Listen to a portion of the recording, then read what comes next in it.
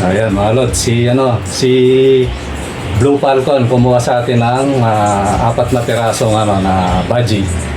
Ayan mga Lods. Dinayo tayo galing Pasig pa Lods, Pasig no? po, sir. Ayun. Okay Lods, salamat sa pag-avail mo Talagang sinadya mo yung area natin. Okay po, napakaganda po. Okay. Solid po. Maraming salamat sa iyo. Let it, bang, bang. Ayun mga Lods, dinayo tayo ng ating kalods dito sa galing pa ng yan, si Idol, Pasig. Shoutout sa iyo, CH Blue Falcon.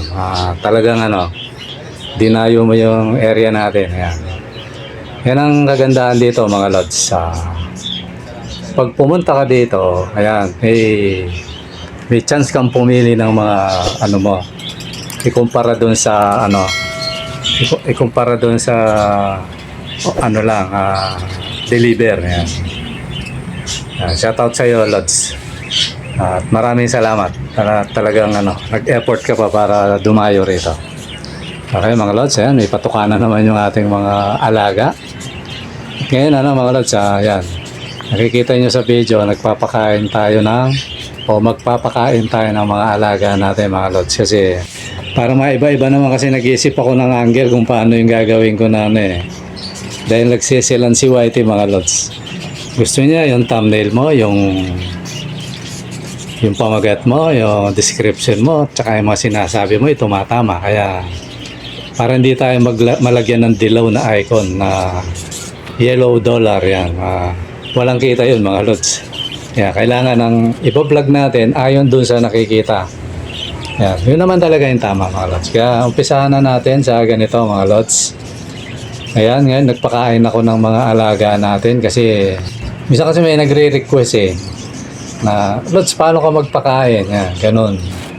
Kaya mga Lods, pinapakita ko kung paano tayo magpakain ng alaga. Kaya hindi nyo ako nakikita nagpapakain mga Lods kasi wala akong tagahawak ng camera mga idol. Mahirap. Yan, kung mapapansin nyo, yung camera napakagulo. Diba no? Kaya yan mga Lods, pagtsagaan nyo na yung ganyan. Pero bihira ko lang gawin to. Siguro pag medyo may pamadyak na tayo, yan, kahit yung mga apo ko lang kasi mga apo ko nag-aaral mga Lods. Kaya hindi ko pwedeng abalahin. Si Commander naman, pag umalis ng umaga rito, ang dating nun, gabi na. Kaya, nag-iisip ako, tas masikip pa yung area. Pag yan, kagaya yan, minsan nilalagay ko sa isang sulok. Kalahati lang ng katawan ko ay nakikita. Kaya minsan, minamabuti ko na, na lang. Pagkatapos pa kain, tapos yan, i-picture ko. Kaya, nag-iisip ako na mga Lods. Yan yun, pag malay yun, bigyan tayo ng idea na kung paano yung angle.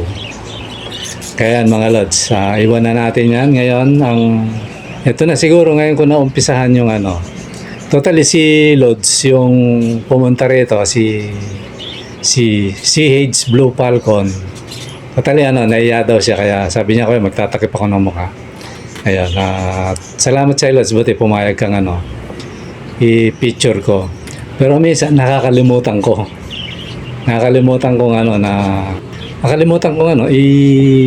i-vlog. Yung iba ayaw. So ganito, ang niya, paano na lang daw, sabi niya, kuya, paano na lang yung mutation, sabihin yung ID, hindi raw siya masyadong familiar. Pero may alaga siyang mas mahal na ibon mga Lods. Bagay ganun naman talaga mas kabisado mo yung mahal kaysa dun sa mura. Siguro si Lods nag-umpisa yan sa may kinuwento siya na ngayon dati siyang nag-alaga, ngayon parang nainip siya. Kaso nung naibenta niya yata may itlog na, kaya yun, tama yung mo Lods, katwiran mo, usapang lalaki yun, tama yun. Kumbaga nasabi na natin yun, ibigay natin talaga yun, ganun. Parang nainip siya, yun pala may itlog na, ganun talaga yung Lods. Ngayon, nainganyo siya ngayon na kumuha sa atin dahil nakita niya maraming kulay yung ibon natin. So, yun naman ang ko talaga Lods kasi siyempre, para maka-out tayo, kasi hindi lang naman mga breeder ang kumukuha sa atin, karamihan parang ginagawa nilang pet. Kaya minsan O anong pares ang gusto mo? Ay hindi kuya, sabi niya basta ano, yung ibang kumukuha mga lods ha. Kahit anong kulay, basta yung ano, bibilugan ko yan. Ganun yung ano, ginagawa ng mga kalods natin na bumibili rito mga lods. Kaya ako, mas ano naman, mas gusto ko naman yung gano'n. Minsan nahirapan ako, kaya ngayon, buti, umabot si Idol, si Lods ano, Blue Falcon kasi may pumupunta rito tsaka may ina-out ako kaya ayun, inabot niya. Totally mga Lods ano, magaganda yung ano. Pinapili ko siya. Ayun, ano naman, dahil mag-iibon naman si Lods, maganda yung mga napili niya. Na sabi ko yan, magandang klase. Tsaka ano, solid. Matitikas talaga yung mga alaga natin mga Lods. Dahil ang ginagawa natin, pinaparisa natin ng magagandang size para pag nagbuga, magandang size din. Tapos magagandang mutation. Pag nagbuga, solid yung mutation mga Lods. Ayun. Kaya ayun, salamat sa iyo Lods Blue Falcon. Shoutout sa iyo, pati sa kay utol mo. Hindi ko na naitanong kung anong pangalan ni utol mo. Shoutout kayo yung mag-utol. Ayun mga Lods. So ngayon, ang ano natin mga idol, ang isa pang gusto kong i-topic sa susunod, yung ano, yung paano ba yung pag ano ng umpisa natin sa ano, paano ba yung tamang pag-aalaga, di ba no? O, ganito, kasi ang channel naman natin, ano to, pang UV. Pwede rin naman sa mga ano, kagaya ni Lods, ano yan, yung pumunta rito, si Blue Falcon. Medyo veterans na rin to kasi pandemic time siya eh. O, kaya may knowledge na rin niya si Idol. Ngayon, sa mga ano, kaya gusto ko basic. Sa mga, ang gusto lang pet, tapos wag bandang huli eh, gusto nang paramihin, tapos nanonood sa atin. So, alam ang gagawin, kaya gusto ko basic lang. Pero sa ngayon, siguro, medyo i-update natin ng konti o ibang version naman. Pero hindi naman magkokontra yun mga Lods. So, ganito yung unang topic natin. Ito mga Lods, kung di ko matapos, lagyan na lang natin ng part 2. Ito yun.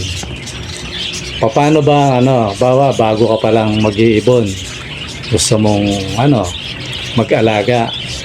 Paano ba yung eksaktong tamang pag-aalaga ng ibon? Kagaya nito, sa parakeets lang tayo mga Lods, sa mga budgie lang tayo, o sa kids. Kasi, yun lang yung alaga natin. Tsaka ang kakatil, hindi pa na nagbe-breed. Paano yun? Halimbawa, si Lods, gustong mag-alaga ng sabihin niya, Lods, paano yung tamang pag-aalaga? Ito yun. Unang-una, ang sasabihin ko sa inyo, pag nag-ibon ka, huwag kang mainip. Ayun, bawal yun. Huwag kang maiinip doon, bawal yun kasi baka matsambahan mo, breeder na matagal talagang magbuga, nung nagbuga napakahusay, nainip ka. Ayun, parang nangyari kay Idol, kay Lods. Nung may nakausap na siya, nangingitlog na pala. Ayun, di ba no? Sayang yung ganon mga Lods. Siyempre, usapan niyang marangal, sabi nga ng usapang marangal, ibibigay mo talaga yun, di ba no? Para pag breeder ka na, magtiwala sa iyo yung mga bibili sa iyo. Hindi tayo atras abante. Ganito. Ilang buwan ba ang tamang pagbili? Yan na siguro ang tamang termino. Bawa, gusto mo mag-alaga ng ibon? Ilang buwan ba ang dapat kong bilhin? Di ba no? Ganito 'yon. Bago ka bumili, bagay kung may pambili ka naman na may pera ka naman, pwede mo pagsabayan nyo, kagaya nung kausap ko kagabi. Diba, no? Si Boss J na lang ay tawag sa Lods, yung kausap ko kagabi na nasa Saudi Arabia. Shoutout sa iyo kasi hindi ako makabukas ng hindi ako makapag-search kasi hawak ko tong cellphone Lods. Pero alam niya kung sino siya, si Boss J, yan. Basta yung kausap ko kagabi. Siguro yung pangalan niyang buo ilagay ko na lang sa video, i-plus ko na lang. Ayun, di ba no? Halimbawa ganito, naalala ko lang kaya sinyatot ko. Ganito, bibili ka, no? May pambili ka naman. Na, ang pinaka the best na kung bibili ka, una, siyempre, hihanda mo yung yung cage mo. So, ang payo ko sa'yo, kung may budget ka rin lang, double cage na. Di ba? Double cage. Tapos, ito yon Lods. Dapat kung ako sa'yo, ito sa mga may budget ha, pero sa mga walang budget, hindi naman usapan yun kung isa o dalawa yung bibilin mo o tatlo lang. Kung talagang mahilig ka sa ibon tapos gusto mo talagang magparami, halimbawa, i-breed mo. Ito yun. Bili ka ng cage na sasapat sa 5. Bumili ka ng cage na double cage. O yan, collapsible. Tapos pwede mong pagdugtong-dugtongin yan eh. Pag naman nag-breed yan, pwede mo namang i-partition yan. O, bumili kang gano'n kahit 2 double cage pag dikit-dikitin mo. Di ba, no? Di may double cage ka na, 2. Ito para sa mga may budget Lods, ha.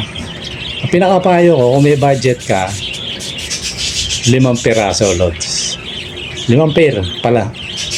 5 pair. Kasi minsan di natin masabi, merong dyan, kagaya nangyari sa akin.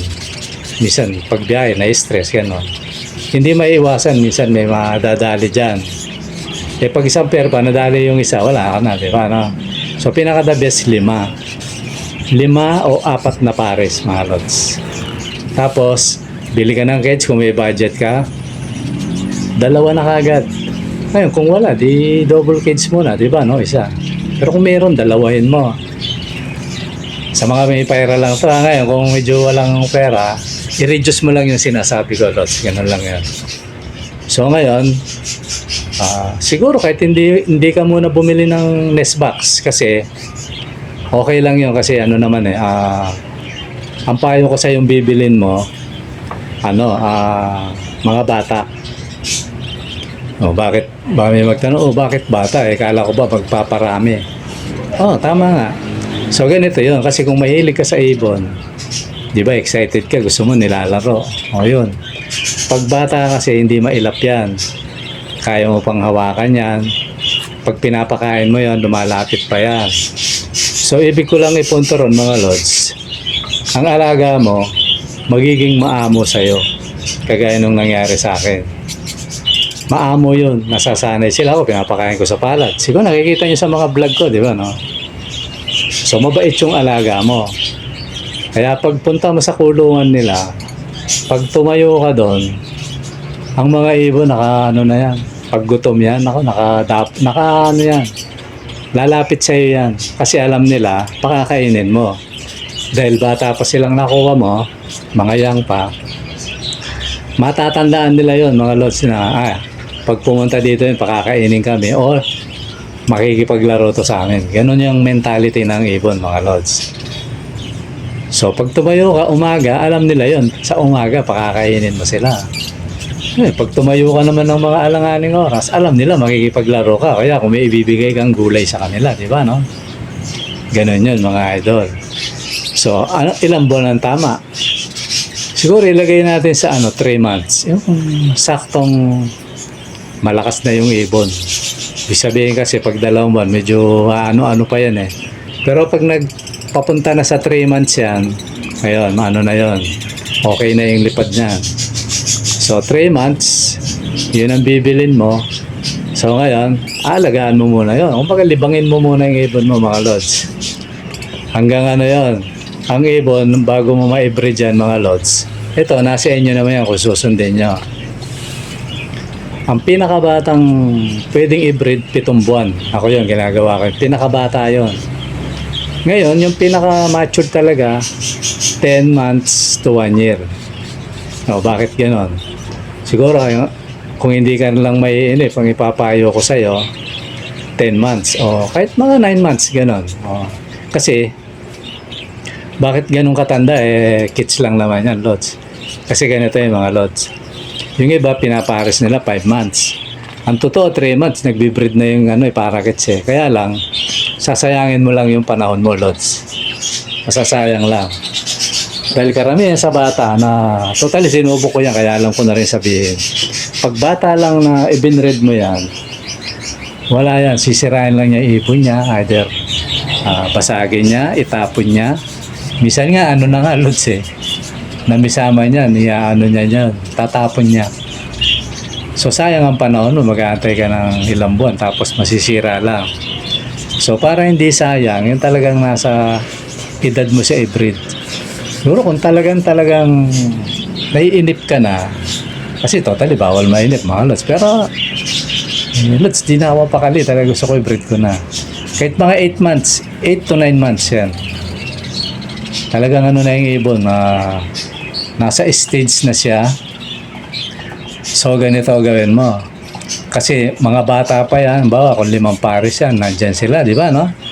Makikita mo yan, may kanya-kanya ng pares yan, sigurado. Pagka-abot ng 8 months, baka iba nga, makikita mo, talagang kumbaga nagme-mate na sila, di ba, no? Ngayon, ang gawin mo, tandaan mo lang yung mga ganon. Tandaan mo lang sila. Ngayon, pag umabot na ng 8 o 9 months, lagyan mo na ng mga partition nyo. Kaya double cage siya, papartitionan mo lang yun. May mga pampartition yan eh. So pag partition mo yun, bumili ka na ng lots na nest box mo. O di lagyan mo sila. So ngayon, kung 5 pares yan, so kailangan mo sa double cage pwedeng 2 silang pares eh. Kaya lang pinapayo ko, siguro yung iba kahit sa single cage lang, ilabas mo na lang yung nest box. Yun ang pinaka-the best. Kung 5 pares yan, pag-iwa-hiwalayin mo na. Ngayon, yung kung meron pang hindi nagpapares, pabayaan mo lang sa flying cage nila, iwalay mo na walang nest box. Pag nagpares, at saka mo na lang ihiwalay. Ganun yung mga lots. Ayun, sa ganung edad, 8 to 9 months, hanggang 10 months, ang ibon matured na talagang. Pag yan pumasok sa nest box, sure ball yan na pirti lang niya kasi matured na siya. At saka alam na ang gagawin, hindi na siya malaro. Kumbaga, karapat dapat na siya na maging nanay talaga. Kaya yun ang tamang pagbili, pagpapagulang hanggang sa pagbibreed mga lods. Yun yung tamang Ayun, tinitiyak ko sa inyo, kung wala rin lang attitude ang ibon, kasi minsan mayroong attitude dyan eh. Tsaka natin itapik yun. Kung wala rin lang attitude, okay yung ibon. Magbibreed agad yun mga lods, na mamimisa yun, mahusay. So panigurado, pag namisa, sure ball yun, meron kang maha-harvest na inakay. So ganun yung mga lods. Siguro yun muna ang natin, ang tatapik natin, no? Tapos sa susunod, ang itapik natin, paano naman ito gagawin nating episode. Paano naman ang pag-aalaga ng inakain ba, ng itlog na. Ayan. Siguro, i-atras natin konti. Pag umitlog na, paano ang tamang pagtrato o pag-aalaga. Yun. Sa susunod na natin, na topic, yun naman ang itatapik natin. Gagawin nating episode to. Para at least alam nyo na ito yung topic, sunod-sunod siya. Hindi tayo maliligaw, hahanapin mo lang. Kasi hindi na ako pwedeng maglagay ng playlist mga lods. Sobrang na yung playlist ko. Kaya pasensya na. Kaya i-collect nyo na lang yung mga video. Kung kagaya ni Lods, sabi niya, i-download niya yung mga mutation. Yun, tama yun. Pero Lods, paalala ko, yung mga unang mga basic yun. Mga basic lang. May mas malalim doon. Okay mga Lods, siguro hanggang dito muna. At sana marami kayong natutunan. At yung yung nasa abroad, Lods, yung usapan natin, sige, ka naman subscriber ka naman, tsaka nasa abroad ka, nasa Saudi.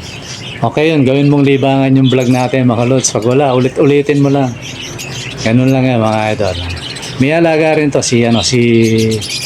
patawagin ko siyang Boss J kasi nang nag-recall sa akin sa Facebook niya.